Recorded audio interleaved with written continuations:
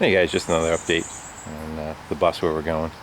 I did pop the tires off the rims and got them sandblasted down and primed.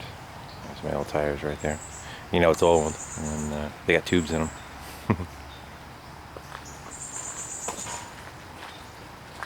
One of them's a little rough. A lot of pitting in one corner.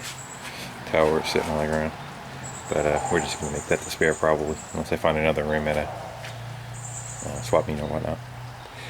Went around and filled all my pinholes with these glazing putty, and I did a sample on the side. Took some glazing putty and a little bit of hardener, I mean a real little bit of hardener, kind of mixed it up and sat it to the side, and it cured like 15-20 minutes. I've never had good luck with that stuff. It always seems like it takes forever to cure, so maybe that was the helping hand with it, but it spreads in nice and thin. So I went over all those little pinholes. There's nothing left there anymore. It's nice and smooth. And re-primed everything. I got my primer set up for a while. And I just kind of went around the whole bus. I took tape and wherever there was little boo-boos, I kind of went over and refilled it with that. And went back and wet sanded that glazing putty down with that 320 wet sanding, just because I had it out. But I leveled it nice and level. Took care of my doors. There was some scratching on this quarter panel right here. And you can see you actually kind of see through the primer a little bit. You can see some of the red, but there was a couple of like heavy scratches from the straight board. But they're all looking pretty good. The corner had a couple of slight dents in it. And I worked on massaging those out yesterday, and kind of went back with some of that polyester putty and just kind of went over it. And I'll wet sand that back down flush with the body again. There's going to be very little bit of that left. You probably see only about 10% of that. Yeah, probably just a little line and a little low spot right there.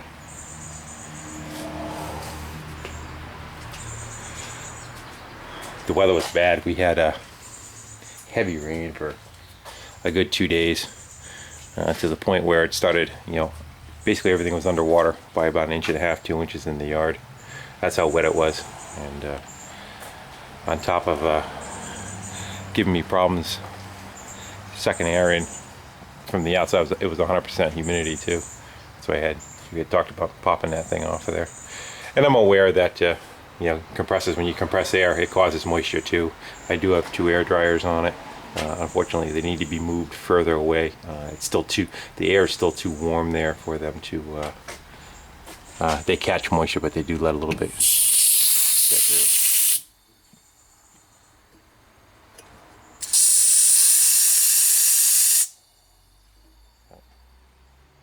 It worked.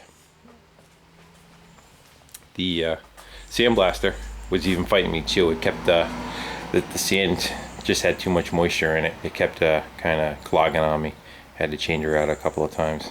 And I want to talk a little bit about sandblasters in general. There's a big health concern with them, being that some of the materials that you use have capacity. When you use the material over and over again, it shatters into a smaller and smaller particle, to the point where it's very hard to catch in the air. It's just, they're minute in size, and they're like slivers, kind of like the same idea that how asbestos is so dangerous. It breaks into such a very tiny strand, like a sliver, like a if you blow it way up under a microscope, it looks something like a toothpick. Well, the same kind of thing happens with sandblasting, with all the different materials that you use. The kind of one of the safest ones out there is Black Beauty. It doesn't, it all depends on what you're trying to clean up. Most of my stuff is just like rusty junk and rims and all that. Works real well for that, but some of the finer stuff, it does a little too much damage, too aggressive. But health-wise, it's probably one of the safest.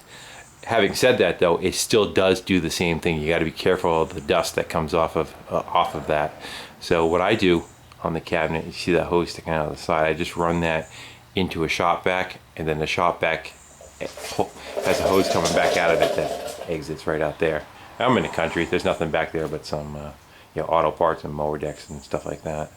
So I dump it back out there, and no harm, no foul. They do make a vacuum cleaner that's specific for it, but they're very expensive, and the filters do get clogged pretty easy. So when I'm not using my shop vac, I just leave it set up over there. Plus, it makes it easy because as soon as you turn it on, the gloves get drawn straight in. It makes it easy to put your hands in there. Nice positive pressure. It even sucks the lid down. I don't even have to latch my lid on the thing because the vacuum of it just sucks the thing right down. There is an intake in the back side of the cabinet, you know, to give the airflow, but that's what I use. I'm gonna move on to another little topic, the primers. Last time I was spraying the primer, over the course of me spraying, it started getting drier and drier as I went along. This time I went with a slower reducer, with a medium reducer. The other one was a fast reducer. Give me a little bit more time, make it a little bit, try to make it stay a little bit wetter. I brought my pressures down on the gun. That seemed to help a lot, and it sprayed real nice. If you look at, you know, this side, you can kind of see the line where I sprayed down. It's got like a tiny bit of sheen to it, so you can kind of see that it sprayed on nice. But over the course of scratches there. Over the course of spraying it, I ran the gun out, and then had to refill the gun. And on the second time, it started doing the same thing all over again as far as spitting out almost like a dry. I'll show you on this side. The texture kind of started getting, you know, a lot more. We're gonna call it orange peel or texture paint, and I mixed everything at the same time. I didn't mix much. It was only enough to fill the gun twice, you know. I used this is trash now. Yeah, I filled up halfway with the primer, and then split the difference. 16 ounces of the primer, and then 4 ounces of hardener and 4 ounces of thinner, and activator and thinner rather.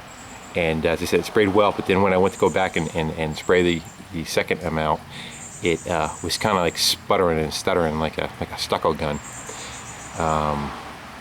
I think what happened was that the tip of the gun, because I blew everything through it, and then air was still going through the gun, kind of dried out the tip of it, and may have had already dry primer in there.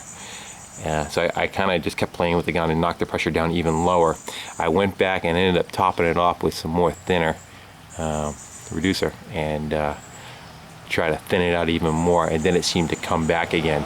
But I don't know if so that kind of cured it. That got it to kind of start spraying back normal again after the gun stopped kind of spitting when I turned the pressure down. But I wasn't doing that before.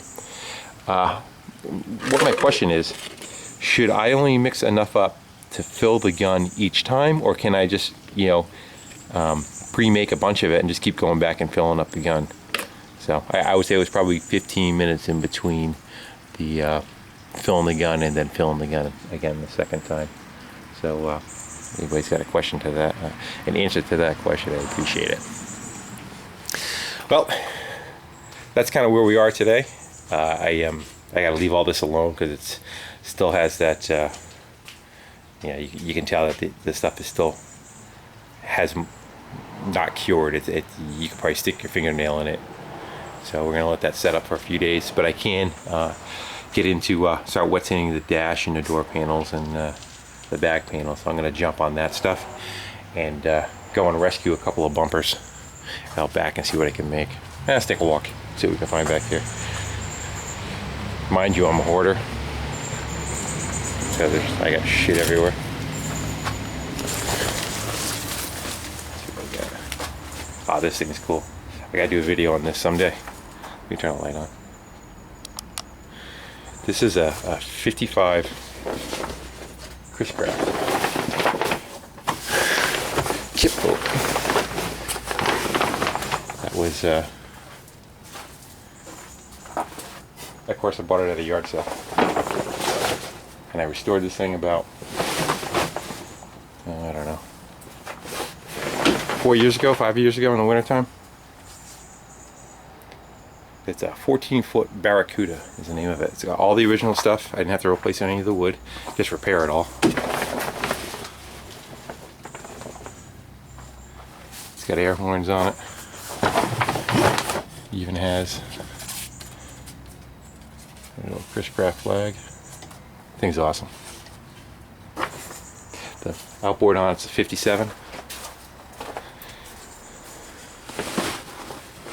She's been sitting back here for quite a few years now, but it was pretty pristine. Anyway, I'll do a video on that at another point. And I'd love to take the thing out in the water at some point. Again, I took it out twice.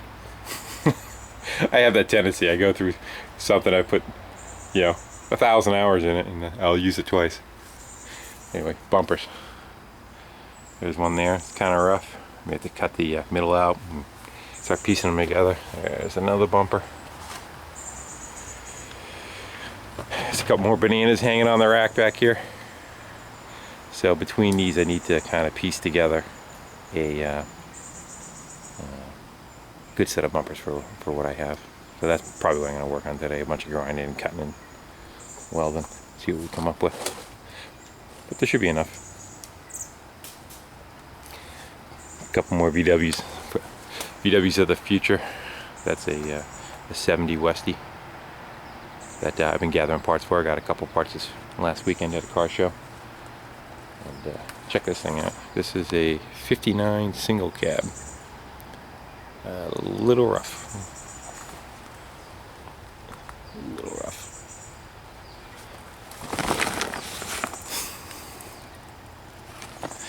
This was definitely a work truck. It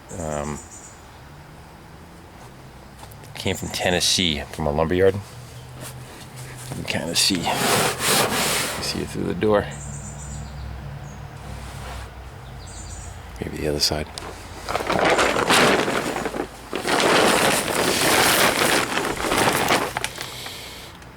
Brookhaven Lumber Company. Look at this old girl. This thing's going to be an excellent rat rod. I just loved it from all the writing that's on it.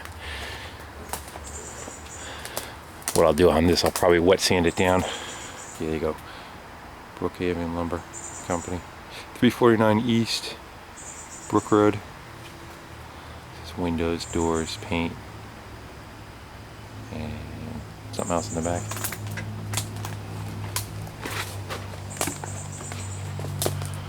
Wallboard. You can call it sheetrock. It's got trees growing out of the tarp. That poor bastard. It's complete though. It's got the motor in it. Again, it's another one I'm just kind of gaining the parts for.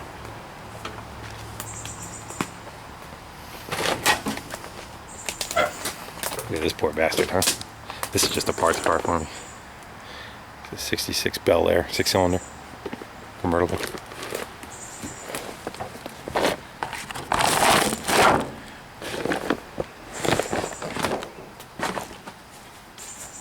Been a lot better if I planned these, huh?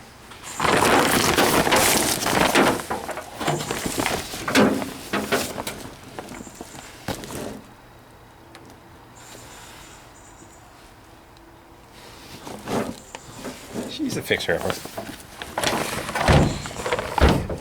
The idea with this one is I'm not going to do any paint on it whatsoever. Just want to clean it up and do all the welding and metal repair and drive it as is. Make it safe, but I want it to look the way it looks. I want all the battle scars to stay in it. And winter's fast ending. I don't know if this guy's going to end up getting a chance to come out again. Goes like hell though. I got all the paperwork, the history behind it. I was at a yard sale. The wife's sitting in the truck. All she feels is da-dum, da-dum. What the hell is that? As I'm putting the trailer on the back of the truck. I paid $200 for it. It did look like hell. It was just full of stuff sitting on the inside of it. And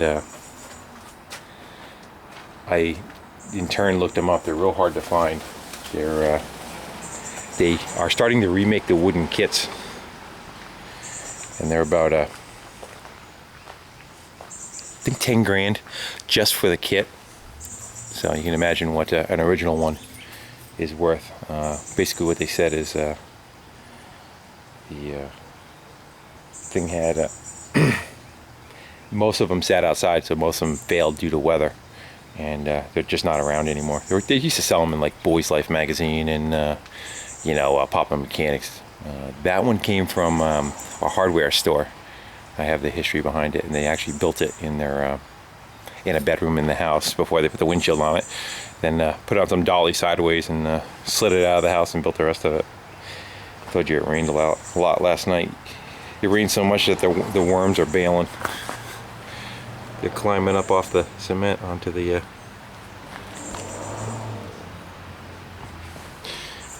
think the door got that one. They got flooded out. They couldn't handle the ground anymore. Alright guys, I'm going to stop yapping and go beat on some bumpers after I have breakfast. Thanks for watching.